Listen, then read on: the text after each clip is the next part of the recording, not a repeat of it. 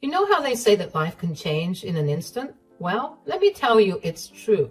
One moment you're living your best life, and the next you're caught up in a whirlwind of drama that you never saw coming. That's exactly what happened to me. And boy, was it a doozy. Let me start from the beginning. My name's Jenny, 35, female, and I'm originally from Ireland. Growing up, my home life was, well, let's just say it wasn't great. My family was toxic, and I knew I had to get out of there if I wanted any shot at a decent life. So I did what any smart, determined girl would do. I studied my butt off and managed to snag a full-ride scholarship to NYU. Talk about a dream come true. When I first touched down in the Big Apple, I was like a kid in a candy store. Everything was so new and exciting. And for the first time in my life, I felt like I could breathe. I threw myself into my studies, determined to make the most of this opportunity. And you know what? It paid off. I graduated with flying colors and landed an internship at a prestigious law firm. And that's where I met him, Harold. He was this charming, older guy who took me under his wing, showing me the ropes and giving me advice. At first, I thought he was just being nice, you know. But then things started to change between us. We'd grab coffee together, chat about cases, and before I knew it, we were dating. Looking back, I can see all the red flags now, but at the time, I was too caught up in the romance of it all. Harold was my first real boyfriend, and I was head over heels. When he suggested I quit my job at the firm because of a potential conflict of interest, I didn't even hesitate. He promised he'd take care of me, that I didn't need to worry about anything, and like an idiot, I believed him. Fast forward a bit, and we were engaged and married. I thought I was living a fairy tale, but let me tell you, that fairy tale turned into a nightmare really quick. Harold started showing his true colors, and they weren't pretty. He'd put me down, make snide comments about my accent, and act like I was some kind of burden. But I stuck it out, thinking maybe it was just a rough patch, maybe he was just stressed from work. Then boom, the bombshell dropped. I was 29. We'd been married for 3 years at that point, and I stumbled across some texts on Harold's phone. I had suspected him of cheating, but what I found might have been worse. There were baby photos, and get this, a freaking birth certificate. Turns out my darling husband had a whole kid he never told me about. Talk about a plot twist, right? I confronted him, obviously. I mean, who wouldn't? I was ready to pack my bags and call it quits right then and there. But Harold, he turned on the waterworks, begging and pleading for forgiveness. He spun this whole story about how it was a one-night stand before we met, and he didn't even know about the kid until she was 5. By then, we were already dating, and he didn't know how to bring it up. Babe, listen to me. Listen to you? Why should I? You had all this time to come clean, and you're only doing it now because you got caught. Give me one good reason why I should stay with you. Because we love each other, and because we made vows. You can't give up on me like this. You can't do this to me. Why should I stick around for this? I didn't sign up for any of this. Babe, please, you gotta believe me. I didn't know how to handle this. I'm so sorry. Please forgive me. Looking back, I should have run for the hills right then and there, but you know how it is when you're in love, or think you are. You make excuses, you rationalize, so like an idiot, I forgave him. Not immediately, of course. He was sleeping on the couch for like a month before I caved. I mean, I'd always wanted to be a mom, and even if it wasn't exactly how I pictured it, being a stepmom seemed like it could be pretty cool. So we started integrating little Hannah into our lives. And let me tell you, that kid was a piece of work. Rude, disrespectful, always causing trouble. But I tried to be understanding, you know. I figured she was acting out because of her broken home situation. So I put on my patient hat and tried my best to be gracious and forgiving, even when she was being a total brat. I want the ice cream now. And we'll get it for you, sweetie. You just have to be a bit patient, okay? I have to drop off some clothes at Goodwill. and then we'll get whatever ice cream you want. Goodwill? Why do you want to help those poor people? I don't care about them. That's not a very nice thing to say. They are people in need and they need our help. I don't care. I hope they all die. And don't tell me what's nice and what's not nice. You're not my mom. I know, sweetie, but I'm just trying to make you see. Don't call me sweetie, you old hag. You're nothing like my mommy. She's pretty and you're ugly. Why did Dad even marry you? That's enough, you little brat. You better behave before we drop you off the side of the road and not look back. You wouldn't do that to me. Try me, missy. You won't be missed. That's not necessary, babe. That's quite mean. Stay out of it. As time went on, things just kept getting worse. It was like turning 30 flipped a switch in Harold. He stopped even pretending to care about me or our marriage. The put-downs got meaner, the neglect more obvious. I stuck it out for a few more years trying to make it work. But by the time I hit 34, I'd had enough. I finally worked up the courage to file for divorce. Of course, Harold tried to talk me out of it. He cried, he begged, he made all sorts of promises, the works. But this time, I wasn't falling for it. I stood my ground and eventually the divorce was finalized. Harold, we need to talk. What is it now, Jeannie? I'm busy. This can't wait. I want a divorce. Very funny. Now, what do you really want to talk about? I'm serious, Harold. I want a divorce. What? You can't be serious. Why would you want a divorce? What happened? Are you kidding me? Have you not noticed how unhappy I've been? How you've been treating me? What are you talking about? I've given you everything you could want. Everything except respect, Harold. You've been putting me down, ignoring me, treating me like I'm nothing more than a burden to you. That's ridiculous. I've supported you, given you a home, taken care of you. No, Harold, you've controlled me. You made me quit my job and made me dependent on you. That's not support. That's manipulation. Jenny, baby, come on. We can work this out. I'll do better, I promise. I've heard that all before, Harold. Nothing ever changes. Please, Jenny, don't do this. I love you. We can fix this. I'm sorry, Harold, but it's too late for that. I've made up my mind. You can't just decide this on your own. What about everything I've done for you? What about Hannah? Hannah? The daughter you hid from me for years? The one you barely even see? The one you barely even care about? That's not fair. I've been trying with her. No, Harold, you haven't. And that's part of the problem. You make promises you don't keep. To her and to me. Jenny, please, give me one more chance. I'll change, I swear. I'm sorry, Harold. I can't do this anymore. I've already talked to a lawyer. The papers will be ready next week. You've already talked to a lawyer? Behind my back? Yes, I have. Because I knew this is exactly how you'd react. Making it all about you, trying to guilt me into staying. Fine, if that's what you want. But don't come crawling back when you realize what a mistake you're making. Trust me, Harold. This is no mistake. It's the first right decision I've made in a long time. We'll see about that. You'll regret this, Jenny. Mark my words. The only thing I regret is not doing this sooner. Goodbye, Harold. The divorce proceedings came and went fairly easily, if I do say so myself. He was so convinced I'd come crawling back, and I never did. And you know what Harold did then? He vanished. Poof, gone, just like that. The only trace of him was the alimony checks that kept showing up in my account. Other than that, it was like he'd fallen off the face of the earth. So there I was, 35 years old, divorced, and finally feeling like I could breathe again.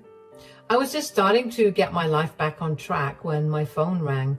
Unknown number. I almost didn't answer it, but something told me I should, and boy, was that a mistake. Hello? Is that Jenny? I recognized that voice immediately. It was Hannah, my ex-stepdaughter. I hadn't heard from her in so long, not since the divorce. Hannah, is that you? Yeah, it's me. Look, I need your help. Her voice sounded different, strained, almost desperate. It was a far cry from the bratty teen I remembered. What's going on? Are you okay? I'm in trouble. I need money. A lot of money. I felt my heart sink. Of course she was calling about money. Why else would she reach out after all this time? Hannah, I'm not sure I can. Don't say no. Dad will punish you if you don't help me. I couldn't believe what I was hearing. After everything that had happened, she was still trying to use Harold as a threat.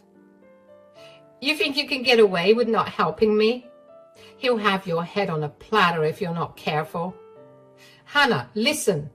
I swear to God, Jenny, don't you dare say no. I've been calling him and he's not answering, and that's why I'm coming to you. So you better help me or else.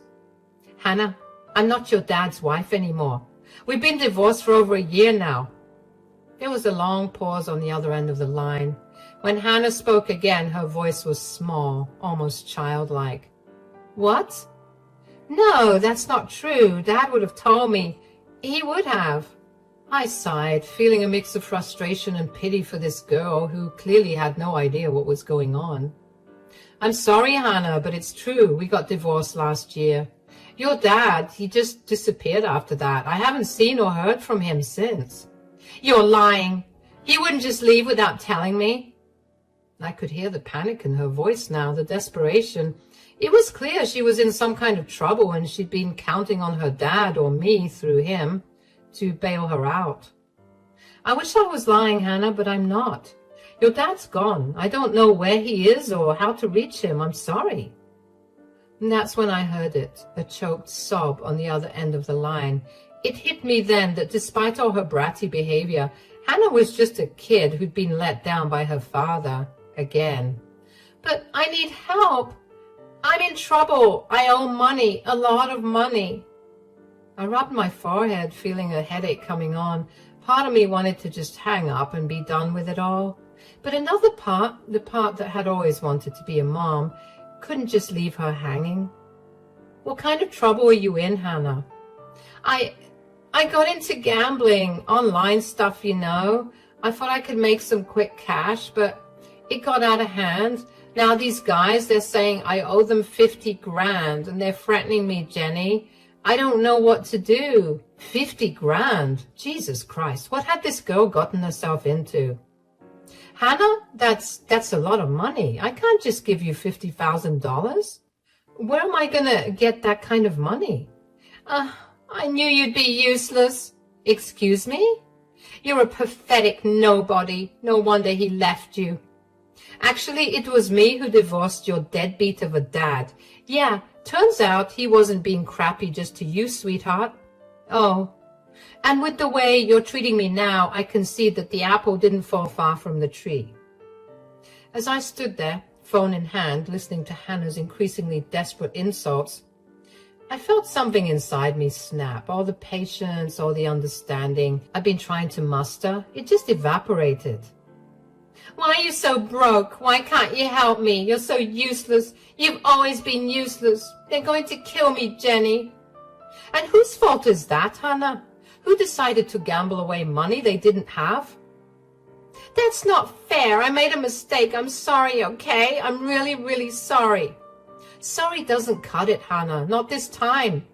Do you have any idea what you're asking of me? $50,000 isn't pocket change. I know. But you're the only one I can turn to. Please, Jenny, I'm begging you. I took a deep breath, trying to calm myself, and I had been planning to help her despite everything, but her attitude and the way she was lashing out, it was too much. You know what, Hannah? I was actually considering helping you. Really? Oh, thank God. I knew you. I said I was considering it, past tense. What? What do you mean?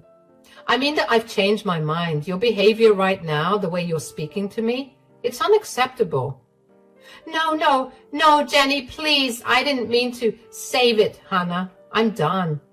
I've put up with your awful behavior for years, always making excuses for you. And I get it. You're a young, dumb kid. But I don't know where you get off talking to people this way. I would always stick up for you, even for your deadbeat of a dad, but I'm not doing it anymore. Jenny, please, I'm sorry. I'll do anything. Goodbye, Hannah. With that, I hung up the phone. My hand was shaking as I navigated to my contacts and blocked her number. As soon as it was done, I felt a wave of emotions wash over me. Relief, guilt, anger, sadness. It was overwhelming. I sank down onto my couch, my mind racing. Had I done the right thing? Part of me felt terrible for abandoning Hannah when she was clearly in trouble. But another part, a stronger part, knew that I had to protect myself. I couldn't keep setting myself on fire to keep others warm. Weeks turned into months. I threw myself into my work, started taking yoga classes, and even began dating again. For the first time in years, I felt like I was living my life for me, not for anyone else. It was about 6 months after that fateful phone call when I ran into an old colleague from the law firm where I first met Harold. We decided to grab a coffee and catch up. So, how have you been, Tom? Still slaving away at Johnson & Partners? You know it. Someone's got to keep that place running. And how about you? How's life post-Harold treating you? I couldn't help but smile at that. Honestly, it's been great. I feel like I'm finally living my life on my own terms. Tom nodded, but there was something in his expression that made me pause. What is it, Tom? You've got that look. I didn't want to bring it up, but have you heard anything about Harold recently? I felt my stomach clench. Part of me wanted to say no, to change the subject and pretend I didn't care, but curiosity got the better of me. No, I haven't. Why? What's going on? Tom looked uncomfortable, stirring his coffee unnecessarily. Well, it's just rumors, you understand, but word around the office is that he's been struggling. Struggling? How? I felt like I'd been punched in the gut. Despite everything, a part of me still cared about Harold, or at least cared about the man I thought he had been. How bad is it? Bad enough that the partners are talking about it. He hasn't shown up to work in months, just vanished. I sat back in my chair trying to process this information.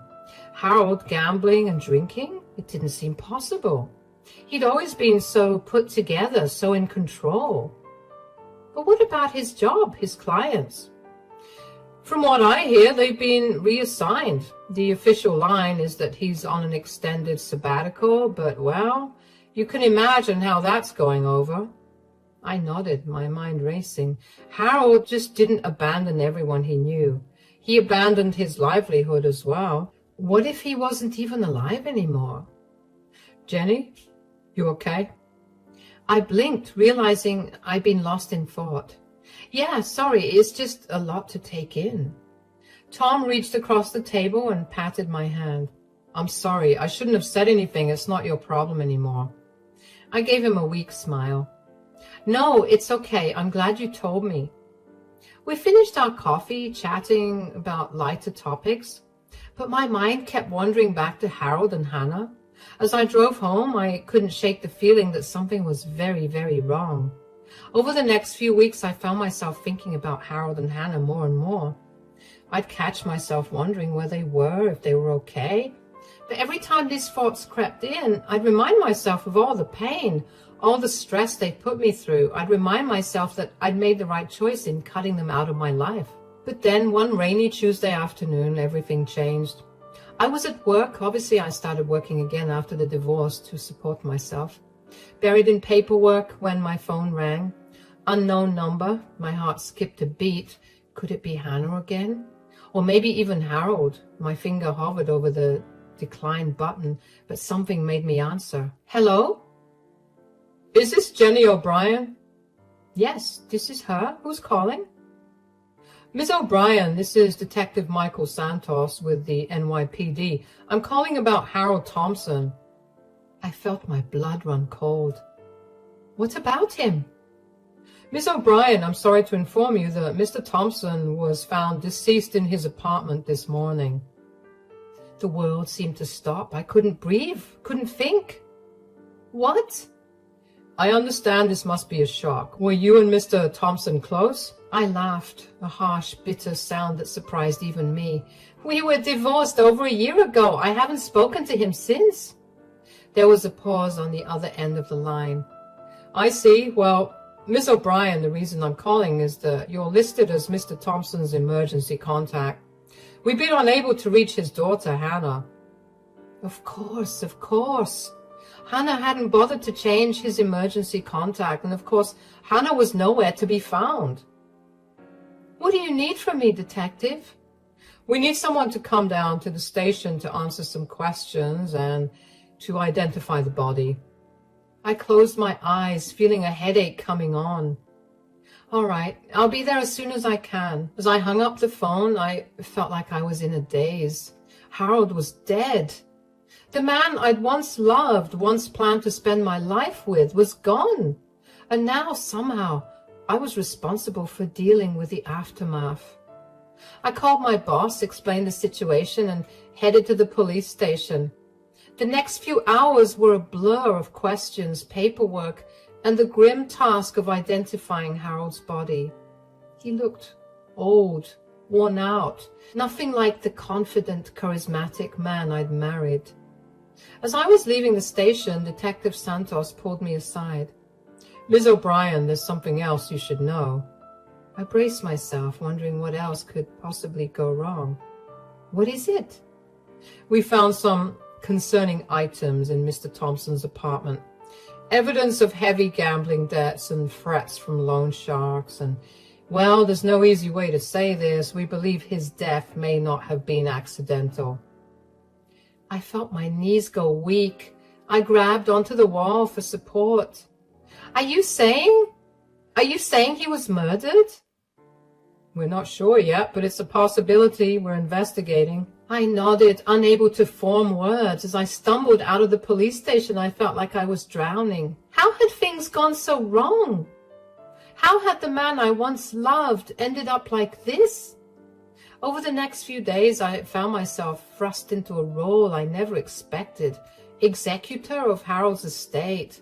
It was a mess, to put it mildly. Harold had left behind a mountain of debt, a trashed apartment, and countless loose ends that needed tying up. As I sorted through his belongings, I came across photo after photo of Hannah.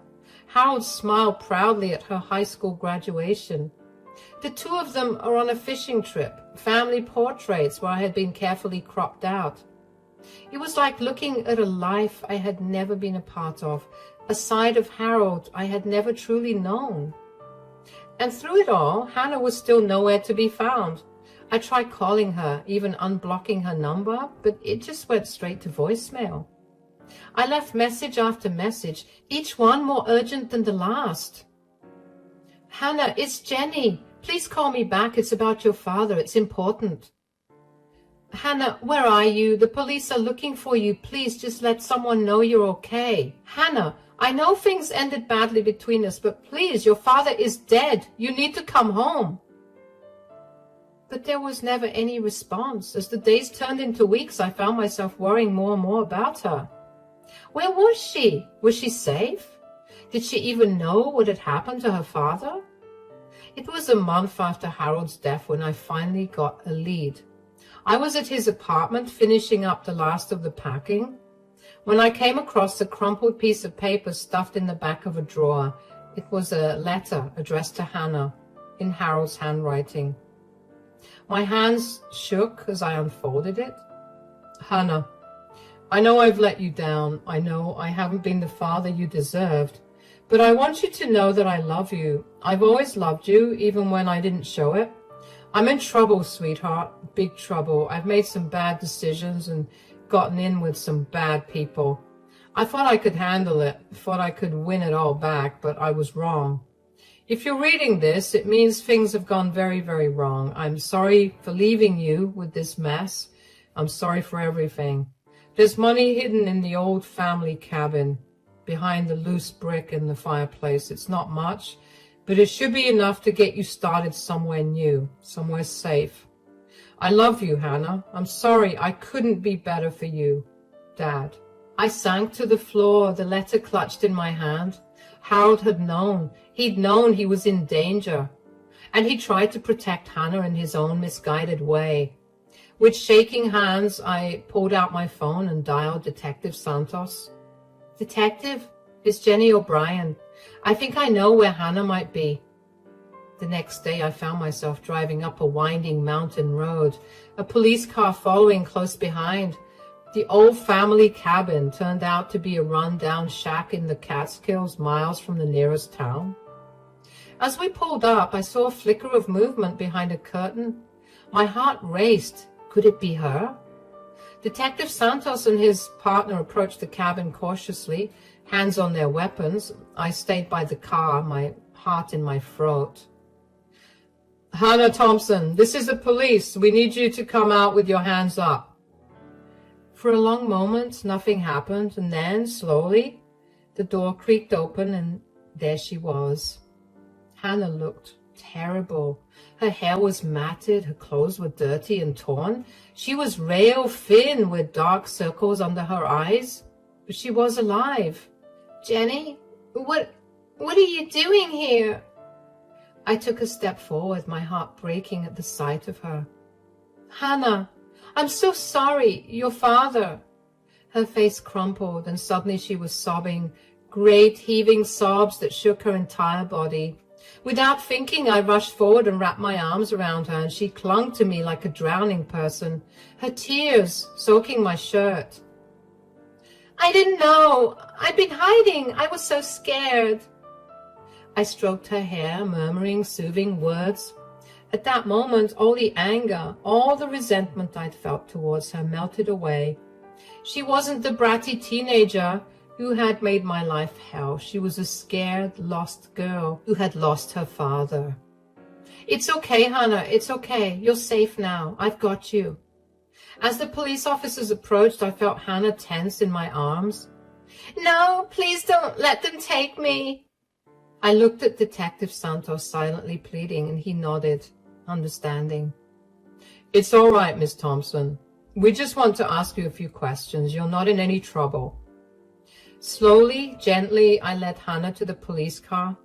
As we drove back to the city, she told us everything, how she'd been hiding from the loan sharks, terrified they would come after her, how she'd been too scared to turn on her phone to reach out to anyone, how she'd been surviving on the small stash of cash and canned food her father had left in the cabin. It was a long, painful conversation, but as Hannah talked, I could see a weight lifted from her shoulders. She wasn't alone anymore. She didn't have to carry this burden by herself. When we got back to the city, I made a decision. I couldn't abandon Hannah, not again, not when she needed help more than ever. Hannah, why don't you come and stay with me for a while, just until we get everything sorted out? She looked at me, her eyes wide with surprise and hope. Really? You'd do that after everything? I nodded, squeezing her hand. Really, we're family, Hannah. Complicated, messy family, but family nonetheless. As we walked into my apartment, I knew things wouldn't be easy. There was still so much to deal with. Harold's estate, the police investigation, Hannah's own legal troubles. But for the first time in a long time, I felt like we were moving in the right direction. That night, as I lay in bed listening to the soft sounds of Hannah sleeping in the guest room, I thought about the twists and turns that had brought us to this point. I thought about Harold, about the man he had been and the man he became.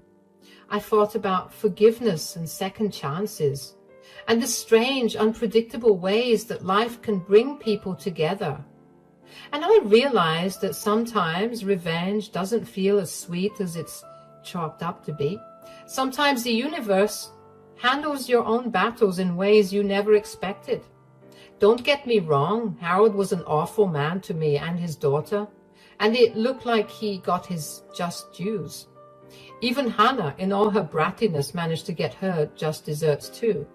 And I feel like she's done her time, and now is the time for second chances.